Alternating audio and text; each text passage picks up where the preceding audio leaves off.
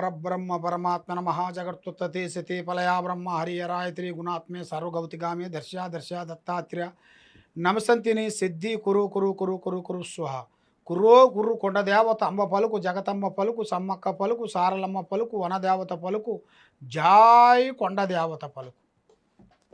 ప్రజలందరికీ నమస్కారము. 2025 ఆగస్టు నెల ఈ 12 రాసులకి స్థితిగతులు ఎలా ఉన్నాయి, వాళ్ళ యోగ నక్షత్రం ఎలాగుంది, వాళ్ళు చేయాల్సిన కార్యక్రమాలు ఎలా ఉన్నాయి, ప్రేమ పెళ్ళి సంతానం ఉద్యోగం విశేషాలు ఎలా ఉన్నాయి, మరి ఈ నెలలో కళ్యాణ గడియలు ఎంతవరకు వచ్చినాయి, ఎంతవరకు బలం ఉంది, మరి వాళ్ళు చేయాల్సిన ఉద్యోగ విశేషములు ఎంతవరకు బలం ఉంది అనేది మనం ఇప్పుడు ఈ 12 రాసుల్లో ఎలాంటి స్థితిగతులైనా కానీ చెప్పబోతున్నాం. కాబట్టి మీ జాతక యోగాన్ని బట్టి, మీ యోగ నక్షత్రాన్ని బట్టి ఈ నెలలో ఏమి జరుగుతుంది, ఏమేమి జరగబోతుంది, మరి మీరు ఎలా శ్రద్ధగా ఉండాలి, మీరు ఎలా నియమంగా ఉండాలి, ఏమేమి పూజలు మీరు చేయాలి అనేది చాలా ఇంపార్టెంట్. కాబట్టి ఈ వక్రసిద్ధి శనేశ్వర 13వ తారీఖు నుంచి 11వ నెల వరకు ఈ వక్రసిద్ధి శనేశ్వరుడు గ్రహస్థితి తిరుగుతుంది. కాబట్టి ఈ వక్రసిద్ధి గ్రహ ప్రభావం వలన ఏ రాశికి ఎలా ఉంటుంది, ఏ రాశికి ఎలాగ ఉండబోతుంది అనేది ఇప్పుడు మనం జాతక యోగాన్ని పెట్టి చూసి చెప్పబోతున్నాం. తదుపరి రాశి కుంభరాశి. ఈ కుంభరాశిలో ఉండవలసిన వాళ్ళందరికీ అదృష్టము, ధనప్రాప్తి యోగము, లక్ష్మీ యోగము, స్థాన యోగము, పూజ యోగము, వీళ్ళు చిన్న వయసు నుంచి ఎంతో కష్టపడుకుంటూ ఏలినాటి శని వలన వీళ్ళు సిల్వర్ స్టేజెస్లో ఉన్నారు. కాబట్టి ఇప్పుడు వీళ్ళకి రాజయోగం పట్టబోతుంది. ఈ కుంభరాశిలో ఉండవలసిన వాళ్ళకి ఈ ఆగస్టు మాసమున అదృష్టము, జీవితము, లలాటకము, యోగములో చూసుకుంటే కష్టాలు తక్కువ ముఖములో పడ్డాయి. అతి తక్కువగా కార్యక్రమాలు మీకు కొన్ని రావలసినవి కూడా అతి వేగంగా మీకు ముందుకు రాబోతున్నాయి. మరి ఆలోచనలు ఎక్కువగా పెద్ద పెద్ద ఆలోచనలు, పెద్ద పెద్ద పనులు, పెద్ద పెద్ద కార్యక్రమాలు పూర్తి చేయాల్సినవి కూడా కొన్ని ఉన్నాయి. మరి విద్యార్థులకి అవకాశాలు చాలా అభివృద్ధిగా రావాల్సినవి కూడా చాలా వరకు కనబడుతున్నాయి. మరి సమాజంలో ఒక పేరు, గుర్తింపు రావాల్సిన యోగం ఉంది.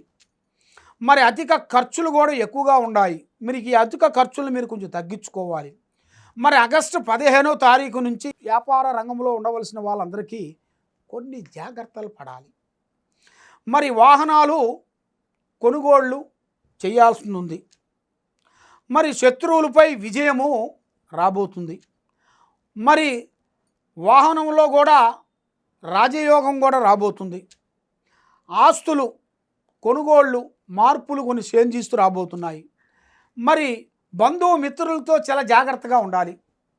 అన్నదమ్ముల మధ్య భూముల వలన లేనిపోయిన సమస్యలు కొన్ని ఎదురైపోయి మీరు ఎంత చేసినా కూడా మీరు చేయలేదని, మీకు దగ్గర వాళ్ళ నుంచి, దాపు వాళ్ళ నుంచి, ఫ్రెండ్షిప్ నుంచి, బంధువుల నుంచి లేనిపోయిన సమస్యలతో మీకు కొన్ని పెట్టి మానసికమైన ఇబ్బందులు కొన్ని పెడుతుంటారు.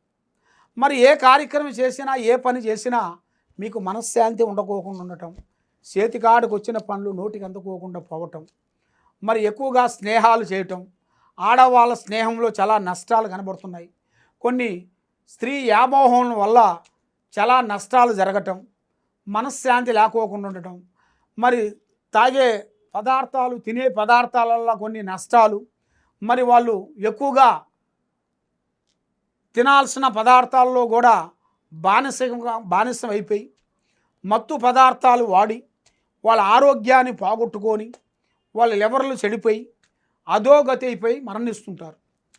మరి అలాంటి సమస్యల్ని రానికోకుండా వాళ్ళ ఆరోగ్యాన్ని వాళ్ళు కాపాడుకోవాలంటే వీళ్ళ మీద ఉండాల్సిన గ్రహశక్తులు కొన్ని కనబడుతున్నాయి. అష్టగ్రహాలు.